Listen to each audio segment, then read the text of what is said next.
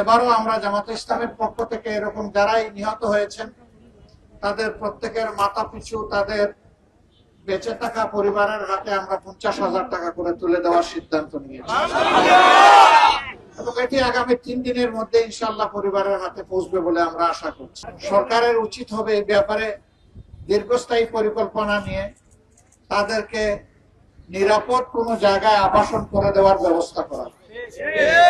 আপাতত যারা মারা গিয়েছে বেশিরভাগ ক্ষেত্রেই দেখা যাবে তাদের উপরেই ভর করে তাদের পরিবারটা চলতো, ছোটখাটো পরিবার। মারা যাওয়ার পরে এই পরিবারগুলো এখন চোখে অন্ধকার দেখছে। আমরা একটি দল হিসেবে আমরা মানবতার ডাকে সাড়া দেওয়ার চেষ্টা করি। অতীতে আমরা এই ধারাবাহিকতা রক্ষা করেছি বিভিন্ন সময়।